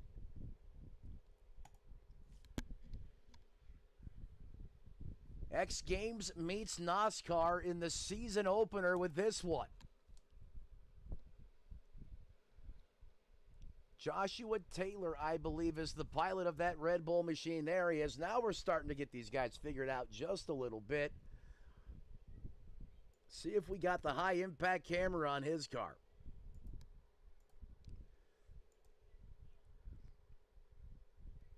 And roll it.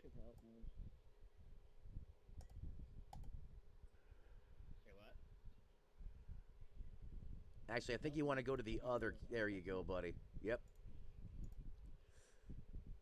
No, you're good. You're good.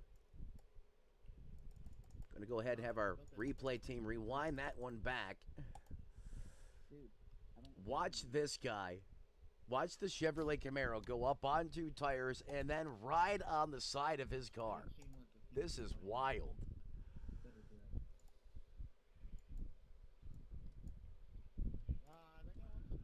There's the head-on, face-first, up-close-and-personal speed date for Morgan Lilly. And here comes the monster truck. Boom! Up over. He literally monster trucks, crawls up the back of the car. You're not supposed to be able to do that. That is absolutely ludicrous.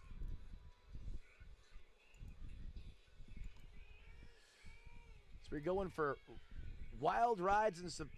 My, these guys are putting on a show. I'll tell you that. Let's go back to the live side of things. Green flag back in the air right now.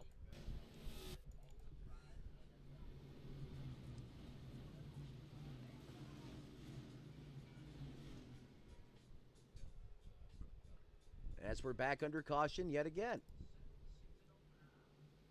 This is going to be now suddenly and shockingly the 7th caution on the evening. 2x2 racked and stacked side by side. 41 cars took the initial green flag. Currently, right now, as that green flag reigns supreme, once again, we have 35 cars out there on the racetrack. As you hear the sights and sounds of Daytona coming back to life with just 12 laps to go.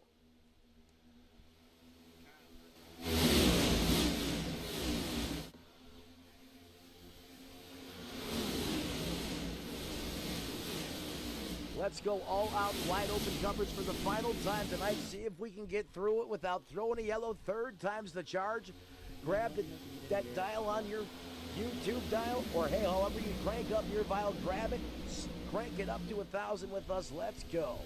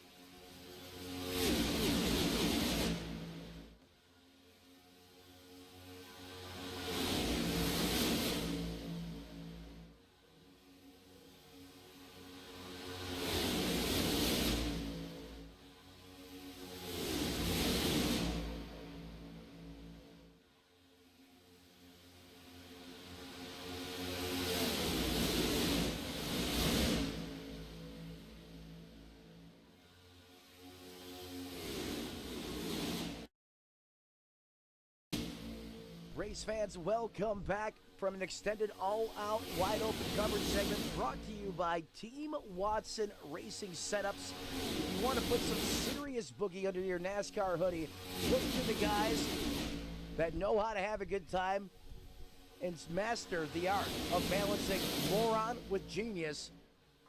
Watson, what's in your car's DNA? Is it's James Hadaway at the front in the 17. Where did he come from? I don't think I've said that name perhaps once today. What surprise looky here. New player here at the point as we're less now than 10 laps to go in this one.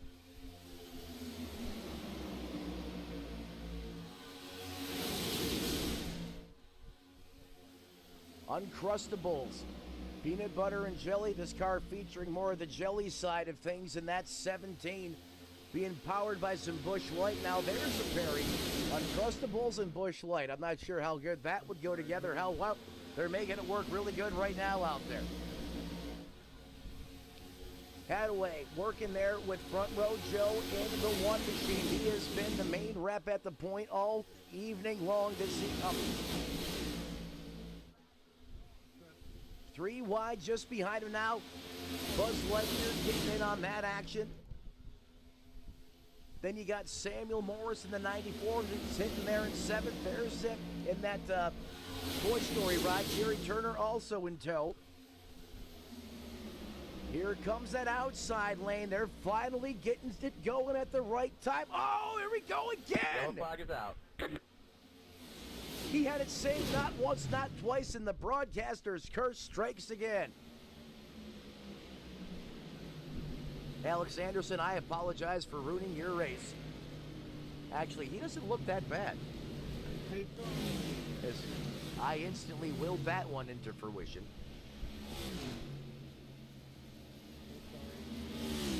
This right here may lead us to a natural green-white checkered. However, we do have official overtime in our back pocket if we do need it.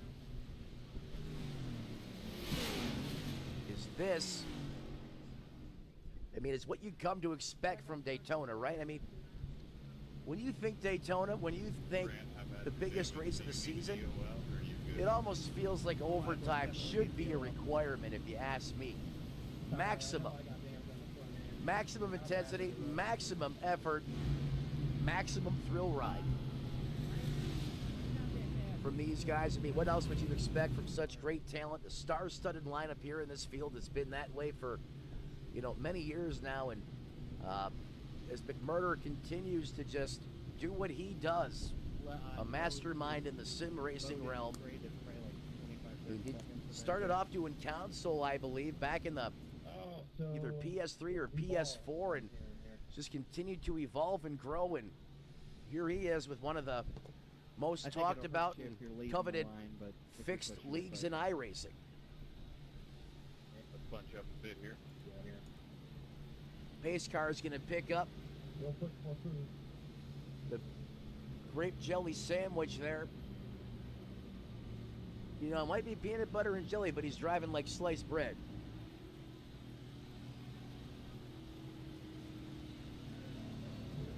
That's what they referred to Joey Logano back in the day when he was doing on the scene. So you got the Uncrustables going up against the Bushwhacker from Bellevue, Florida. Pretty much my long-distance neighbor there, Front Row Joe in the Chevy. Shane Haar in the 21, your biggest mover of the race, continues to share that with Jack Dixon. He's just like a virus that won't go away. These two are still tied in a gridlock for that biggest mover of the race. So when I said that, I mean in Shane Haar's opinion. Obviously, they want to win the race. That's what they're going after. But if you want biggest mover, they're going to have to do something to change that around, because as long as Jackson moves forward with Shane Haar, they're going to be tied for that. Easy way to solve that. Don't want to see that, but still, these guys are having a great run out here. The 48 really doing a nice job in that Jimmy Johnson numbered, inspired paint scheme on that Chevrolet.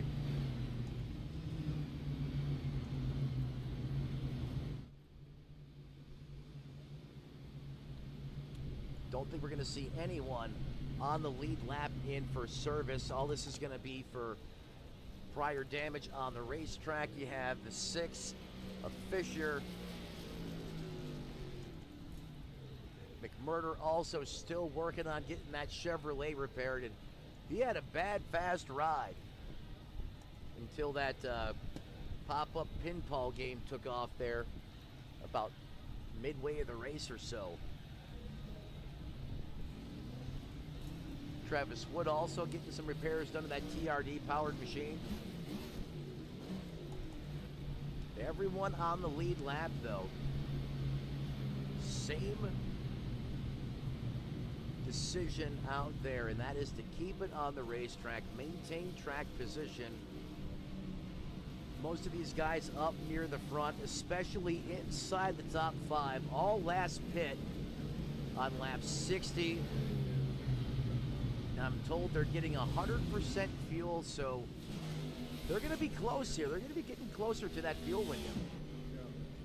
Shouldn't be a problem yet.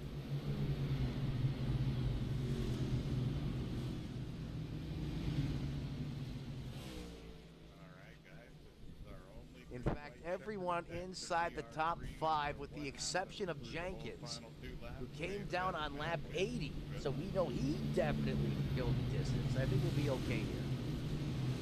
Now, if we get into a situation where they have 3 green-white checkers in their back pocket and we go the distance, that could be a different story. As those lights are off on that iRacing.com pace car. I'll let you go.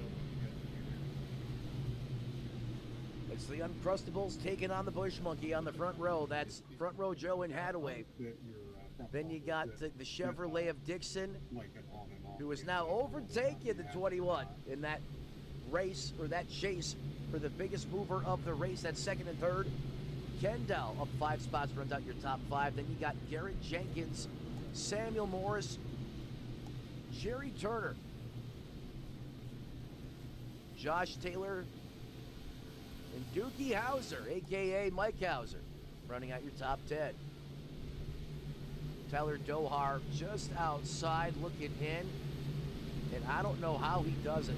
Cooper Metcalf somehow inside the top 13. No problem. I'll clear my own black flag. Getting ready to go back. Green flag racing here. This should I'm coming back with lead us, I believe, into NASCAR overtime. Yes, green-white checkered, 1 of 1. So here we go, overtime racing at Daytona, folks. Reach up there, pull those belts tight for the final time. Hadaway takes the green flag. Let's see who's going to lead it next time by at the line. And potentially there's going to be 3 different leaders over the next 2 minutes and 30 seconds of racing at the line, folks. Great restart by the bottom lane.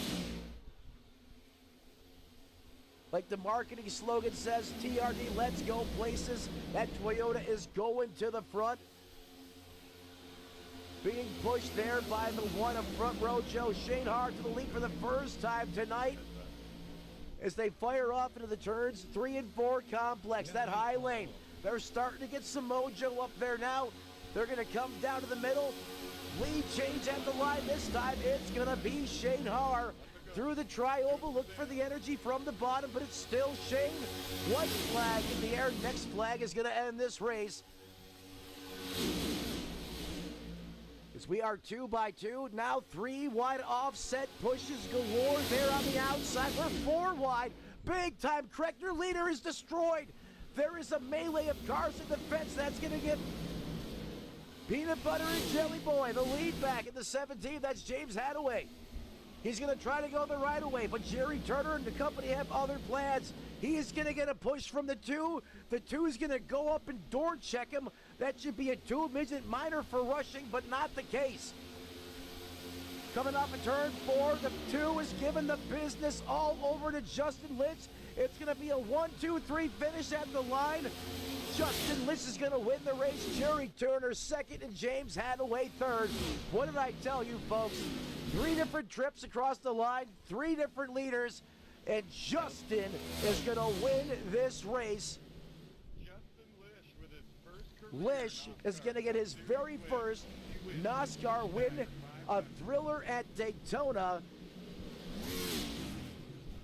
Oh my God. Let's go back quickly before we transition to post-race coverage here and look at what happened to that Toyota. Down at the start finish line, we'll get screenshots of that.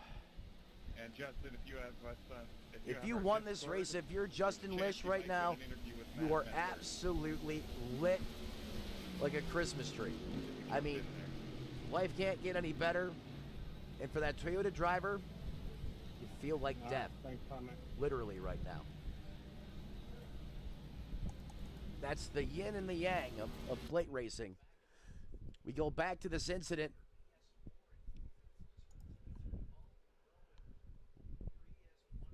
And again, this is on the final lap after we've already taken the white flag at the line. Let's go back and roll it here. Oh. Heartbreak for multiple drivers. And that almost went bad. The 57 almost spun the 17. He was able to grab it at the last second. Throws up a massive Code Brown moment. Then he gets door checked. 2 minutes for high sticking. However, not applying here. And then no movement out of these cars to try to get the win at the line. I don't believe it. At the very last second, Hadaway decides to try something, but hey, they're just comfortable for a podium finish. And Justin Lish, I believe, gets his first win in the NASCAR Cup Series here at Daytona. Time to shift gears to go to post coverage here. Stick around, don't go anywhere. We'll be back in 30 seconds. Then I get all excited. I'm like JoJo, the idiot circus boy with a pretty new pet.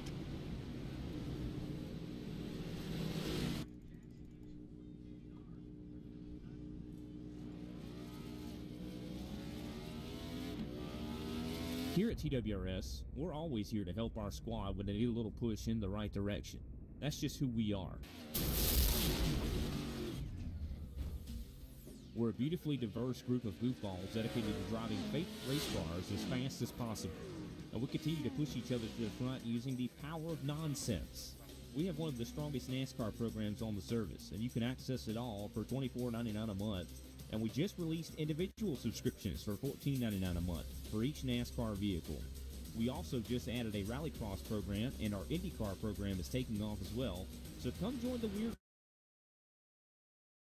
Good evening, race fans. Welcome back to the big house in Daytona. As a last lap miracle for Justin Lish in the 57. He wasn't leading on the white flag, but a little help from the good man above. And a bad push almost gone right. Going to get him to victory lane over Jerry Turner and James Hadaway. That last lap completely shook up the running order as I predicted it would.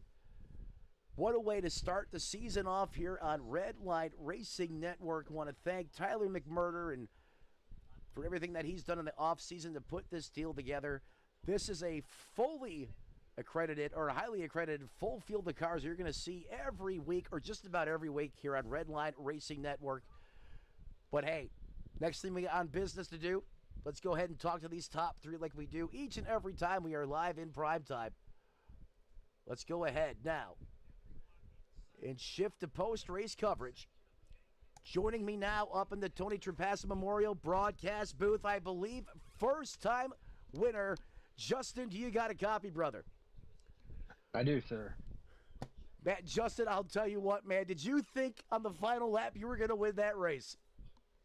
I did not. I was honestly just trying to stay on the low line, stay out of trouble, and I was content just riding there. Had my teammate behind me. We both had discussed that we were just going to stay low and keep it clean and have a good points day. But then the car in front of me got a little squirrely, I think, and won. And unfortunately, gave him a little bump, and it sent everybody cruising. And it was just me and my teammate and a solo. Okay, so you a teammate in a solo. I was wondering why, not so much urgency coming to the line there. It seemed like you guys were all content with getting a podium. So that answers that question. First and foremost, though, congratulations. You start off the season with a Super Bowl victory, in my opinion. Walk me through the final stages of that race. It seemed like we had a long green flag run there through the first 50 laps, and then as the intensity started to pick up there near the end, a lot of cautions. Did you guys have a chance to talk about strategy? Did you change anything there because of the cautions? What was the game plan with the last 15 or so laps of that one? Yeah, so I think, right after about halfway, we had the strategy to take the tires, fill it up, and we had a caution shortly after that. So then we came back down, filled it back up, but we were done on tires at that point because we thought we'd get another green flag run, and we had contemplated, as more cautions came out, whether we'd go down and take the tires. I think the caution before the last one, the outside line had a heck of a run, and we thought that they all probably had fresh tires, and we would be sitting ducks. That's why we came up with the strategy just to stay on the bottom and try and keep it clean and get a good finish. And that strategy obviously paid dividends for you, not only you but your team, with a podium sweep there at the top of the leaderboard there. Coming to the white flag, obviously you said, hey, the game plan was great. It was conservative. Let's run the bottom. Let's try to stay out of trouble. And that's a great game plan, as we've seen all speed weeks at this racetrack, especially in this car. Talk about the pushing there on the last lap. What was it like? How intense was it down there on the racetrack? And when did you realize that, hey, I'm going to get my first win in the big house in the Cup Series? It was white knuckle, definitely that last restart. We were all, we didn't have the freshest tires, so everything was a little looser for us on the bottom. I'm not sure about the guys in front of me in line, but I don't think I really noticed until we got out of four, and my teammate Jerry just said that he was just gonna push, and he could have stole it from me. So I really appreciate him and my other teammates Josh and Ryan. Unfortunately, they got caught up in multiple accidents earlier in the race, but we wanted to stick together and finish together, but at least two of us did. Well, I'll tell you what, if there was ever a visual definition of being a good teammate, Jerry Turner just set the bar right there with that dedication and saying, hey, you know what? I've been in the series for a while. I've won some races. Let me go out there and help out my buddy, my teammate. And that's exactly what he did, and why you saw that he was content on the back of your Chevrolet. Before I cut you loose, man, I got to ask you, next week, what does this do for the momentum going in? Oh, let me rephrase that. What does this momentum now do for you going out the rest of the or going through the rest of the season?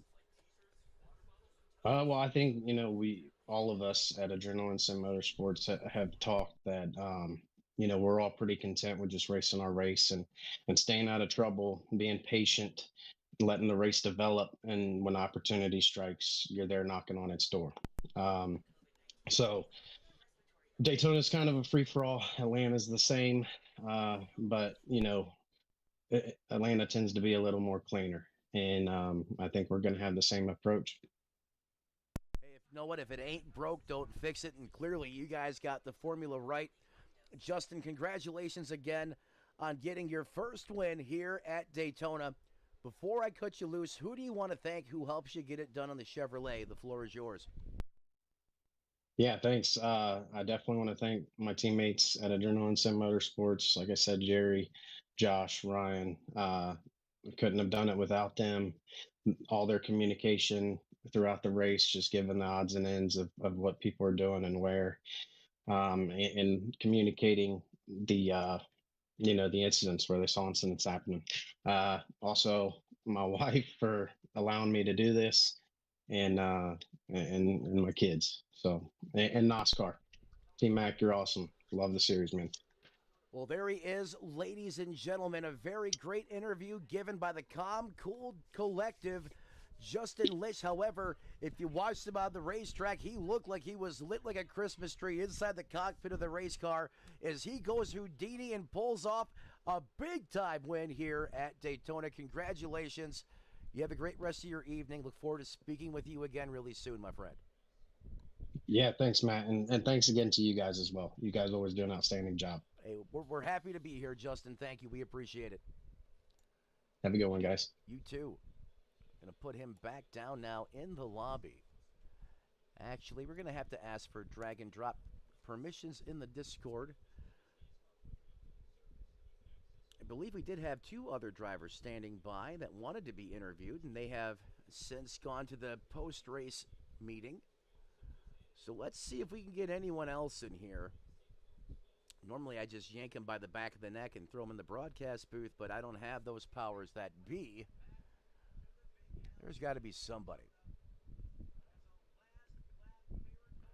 You know what? Let's just drop right here in the Discord, or in their VC. See if this works. Gentlemen, I don't mean to barge in on your conversation. Matt up in the broadcast booth. I just wanted to drop in here, and I know there's a lot of you guys in here. I wanted to pull you up to the broadcast booth, but I don't have those permissions, so I figured jumping face first in the pit was the best way to do it. Tyler, first and foremost, thank you for putting this awesome deal together, working with us here at Redline to make this a possibility. You guys did not disappoint. You put on a heck of a primetime thriller. What's your take on race one? Thank you so much to the Redline Racing Network as well. I can't wait to go back and watch. You always put on a great show. And my take, that's classic Daytona for you. That's the nature of this beast. You get 2, 3, 4 wide action. So many different race leaders, some different pit strategies and so forth. And it all comes to a head at the end. Whoever's left on the track in the survival race kind of goes at it for the win. So that's what we saw here tonight, in my opinion. And hopefully we didn't disappoint. As you said, I'm sure we didn't. Hopefully we put on a good show for the fans. I'll tell you what, we knew it was going to be a green-white checkered overtime. I said, folks, there's a high probability who takes the green flag the next time by with one to go, and then at the checkered flag, we're going to have 3 different cars leading, and we went 3 for 3 on that one. And I'll tell you what, I couldn't be happier for the first-time winner. I thought that may have been his first win, but so many first-time winners are produced at this racetrack in real life. You know, you've had an accredited league for a long time now. You've had a lot of first-time series winners here at Daytona. I mean, Justin, he's pretty pumped up and fired up. How you feeling for those guys right now? Big win for his team. Huge win for him, and I know that he was really eager and anxious to finally find victory lane. He was getting faster and faster with us throughout his Nosscar career. Started with us, I believe, if I'm not mistaken, in the ARCA cars, ran some 87s a little bit, and ran Xfinity and Cup with us last year in the later parts of the season. He's come a long way. He put himself in a terrific position there at the end, ran a really smart race, kept the car clean, and put himself in a position up front there at the end to win this race. Couldn't be happier for him. And what a way to do it. Like you said, what a way to get his first career win by winning the Switch Tire 500 here today. That's right, and I'll tell you what, the Switch Tire did not disappoint. It hit on all cylinders. Tyler, sorry for barging in your meeting. Thank you for your comments and feedback. A lot of you guys have had the privilege of covering previously. Johnny Rapp, good to see you again. Glad the barbecue is still going strong, my man. I'm sure we'll be talking to you throughout the course of the season. I'll let you guys get back on with your meeting. Thank you. Matt, the voice, of course, of the one and only Tyler McMurder. Obviously pulling double duty this race, doing race control and driving at the same time, and that is also easier said than done. So I don't believe there's any other driver that's requesting to be interviewed. Let me just double check here. Let me check the DMs, make sure I didn't forget anybody. It's so easy to do, especially when you have streamer mode enabled that basically just turns off all the notifications, things like that. I believe we're clear on the right, clear on the left. should be good to go. Getting another look at that last incident before overtime. A lot of self-inflicted concrete poisoning this evening, as Daytona often generates, but only one can win at the end of this thing. And what better of a story to come out of Daytona with a first-time winner in the series. Justin Lish is now a winner in the Nosscar Cup Series. A podium sweep for his teammates, and folks, they were just trying to be conservative. And who would have thought you'd wind up in victory lane? But sometimes, as I said at the top of the broadcast, you gotta have a little bit of lady luck on your side. Miracles can happen. That's why I love plate racing. You see results like this, you have great storylines to come out of there. But on the other side, the heartbreak, and a lot of these drivers probably feel a little bit defeated right now. Wish they could have had that move or that particular lap back, but that's all part of what makes up Daytona, makes this race so special. With that being said, let's go ahead and cycle back to the live side of things as we were taking a look at the 57's closing laps of the race during that interviewing process. Thanks, everyone, for joining us for post-race coverage here on Redline Racing Network. Is race one now officially in the books? Is a trio of Chevrolets, all teammates, going to propel the newcomer, Justin Lish, to victory lane? Who would have thought that? With Jerry Turner glued to his back bumper, being a great teammate.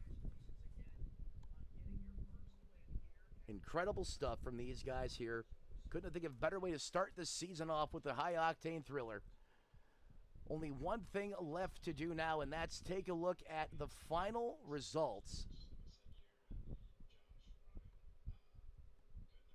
here from the big house at Daytona.